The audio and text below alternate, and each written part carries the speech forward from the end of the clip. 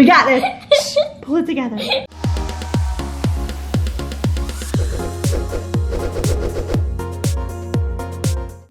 Wingardium Leviosa. Hi, I'm Alex. And I'm Victoria. And we're from Game and Party Channel. We're going to be going over Funkoverse, the Harry Potter edition. This game was designed by Prospero Hall and published by Funko Games. It plays 2 to 4 players and it takes 20 minutes, from 20 minutes to 1 hour. Yep, she's got it. First thing that we should go over is the board. Okay, let's point out the board here. I love the board and that it has 2 different maps. The first one is her favorite, which is Room of Requirement. That is where you can play different scenarios. We'll get to that. Yeah, we're going to get to that. This one is my favorite, and it's Diagon Alley. Which is very famous in the Harry Potter movies. It is. So those are the board. That's the board. Let's talk about the characters. Okay, so this is our Harry Potter guide. Look at those glasses. Look at those cute little glasses. This is our Hermione. Hermione, I forgot her name. This is Bellatrix. Bellatrix. Yeah. I did it. Yeah. I did it, yes. And Lord Voldemort. Also known as Lord Voldemort. Or He Who Must Not Be Named. Because he's so evil. So just to kind of talk about it, the first time we played was just regular battles and challenging each other. So whenever you first start, you get your characters card, and they have these ability icons. And with the ability icons, you get these tokens, and you spend the tokens to do the different abilities. When you spend them, you put the token on a cooldown tracker. Yes. And after every round, it shifts and shifts. And then once it comes off the board, you can now put it on the character or the map so that you can do that ability again. It just depends what you're putting on the cooldown tracker, right? Because you could have different things that we'll get to in the future. So what we did was challenges, and the way that we would, initiate a challenge is by using an action. And when you initiate a challenge, the challenger always gets 2 dice, unless otherwise specified with a special ability, and the defender gets a dice based on based on their number down here in their shield. So whenever they initiate a challenge, the challenger will get their dice and the defender will get their dice, and they'll roll at the same time. So it's actually really hard because it matters what the icon is. So the spark is for the challenger. The challenger, so say she asked me to challenge me to fight. So the challenger gets, if she gets this means 1 point. So she would grab one of those. And if she got the exclamation point, she'd get 3. So she would get 3 of those. So the way that you win a challenge is by getting the most points based on your role.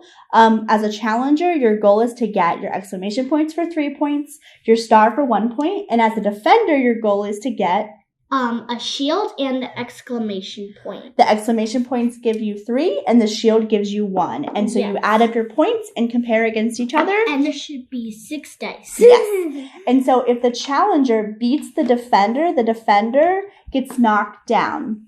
If the challenger defeats a character that is already knocked down, it gets knocked out. When it gets knocked out, it goes on the cold down tracker. It goes on number 1. So each round, when it finishes, it scoots down 1. When it gets off the tracker, then you put it back on your board at the starting position. Nailed it. It does. So that was the battle. I will say that it was really nice to do that first because I got to learn the movement, got to learn my character's special ability, got to play around with, the idea of moving around objects, which let's go about that now. Yeah, okay. I like to point that out. Okay. Maybe look at your favorite. Okay. So let's say, so this blue represents an object or a wall. So let's say I was Here. Let's say you're here and here. Here and here. I would be able to challenge the person that is here if I'm there. Because we're touching. Because we're touching. But let's say you're here. That blue space is right there. So it blocks me from seeing them, so I can't challenge them. Right. So the way that we've learned is to be able to determine if you have line of sight, you point to the middle of one box, draw an imaginary line to the middle of the other box. If you touch blue, that means you don't have line of sight. There's something blocking you. So you would have to take an additional movement to move out of the way to have sight. To see it. So I feel like doing the battle, we got to learn a lot about that, which was really nice. There's one more thing I want to mention. So, So let's say I was here and my opponent was here. Even though I can see them and I'm facing them, there's this space right here, so I can't, like, it's attack. I can't You can't attack. challenge them because you're not touching them. You're not adjacent. I will say there are some special abilities that allow for that. Like I know, for example, this one, there's a special ability where you have range of 2, so you don't have to be touching. But yes, I feel like the battle was very helpful trying to navigate those things. Then we went to one of the scenarios, which was leaders. So leaders is really fun. Really fun. My favorite one. So what you would do is between your team, you would select one person to be leader.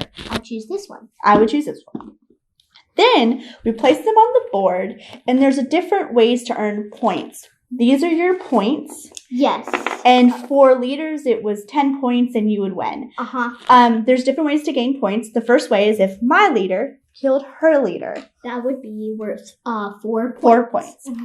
If my leader killed her other member, it would be 2 points. Which they wouldn't actually be killed. They would be put on the You're right. They would be down. Knocked out. Yes. Knocked out. So my leader would knock out your leader, 4 points. My leader would knock out their member, 2 points. Or my member would knock out their member, which would be 1 point. Another way you can get points is you're going to have markers, A, B, C, and D, listed out randomly based on what the scenario says. And you want to interact with these to gain points. So you can so there's a couple of different things you're trying to do, but you earn different points for walking around, but you have to be close to the blue. Right, so you'd have to be adjacent to that marker to interact with it. And to interact, it's an action. So just like with moving or challenging, interaction is an action. So you can interact with that and gain a point. One thing that I love about this game is that when you interact with those tokens, they get put on the cooldown tracker. And every round, it shifts down a little bit, one block. And then it gets off the board, and then you put this back in its space on the map. I love this because it doesn't make one character stand next to that marker and just keep interacting with it and getting points every turn. It makes them have to wait, and it puts that on the cooldown tracker so that you can move around and actually challenge people instead of getting those one pointers every round. So that was really cool that they added that. Some other scenarios, there is flags. Yeah, which she thinks it sounds really interesting. I do too, but there's another one that is really good. Do you want to explain flags? Yeah. So flags, your team is on one side of the room. The other team is on the other. You have to try to get over to the other team's side and capture their flag. Yeah. And one other scenario is control. So control, you have those ABCD markers, and then you have areas.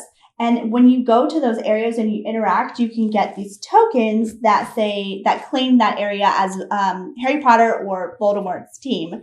And based on how many areas you control, how long you control them, you get points. Another one, which is the one she's really interested in, is territory. Yes. There's A, B, C, D markers that you can interact with to get points. There's also this scoring area. And if you end your turn or round in that area, you get points for being in that territory. Yes. I love that they added different scenarios because it gives a whole nother level of variation of gameplay. Because you have 4 scenarios, 2 maps, 4 characters, and they have an expansion pack where it has 6 characters. Yeah, but it has Draco and Ron that you get to add to your team, and you'll have 6 characters, and they have their own special abilities, which is really awesome, and it gives a whole different, like you could just have a variety of gameplay all the time. Oh, did we mention Control? Did we talk about Control? Yes, I did. I just did Control. So let's talk about things that we don't like about the game. Things that, the dice. The dice. The dice. First, yeah. I want to explain. So, whenever I rolled it, I would always forget. And then when she told me, oh, yes, I won, I'd always freak out because I'm like, I don't understand what this means. But now that I realize what each symbol is good for, then now it's easier to play. So when we first started, it got confusing about who was challenger, who was defender, and what we were rolling for. Because if you initiate the challenge, you're the challenger, so you're going for those exclamation points and the star. But when you're defending a challenge, you're going for the exclamation points and the shield. And at the beginning, she challenged me so much that she was always going for the exclamation points and the star. And when I started challenging her, it kind of got confusing on looking for those shields or not. So that kind of was a little off. One thing that I don't like is dice. I am a horrible dice roller.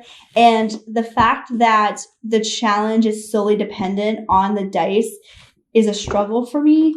When we played the leaders, my leader was next to her leader for 5 rounds. And I tried to knock it down every single time and couldn't because of my horrible dice rolling. And it gave her the ability to take her other members and surround my strongest member. So that was really difficult for me. I don't like dice rolling, but I get why it was added because it definitely delays the game. It makes it harder. It has a twist. Because even though you are good at strategy and can place your character next to another character, you have to follow through with that luck of rolling. But it did add flavor to it. It definitely kept the game going longer than I think it would have if it didn't have dice rolling. Yeah. So what was your favorite feature about the game? My favorite feature, I think I know what you're gonna say. Okay, so I really love these little dudes. They're so cute.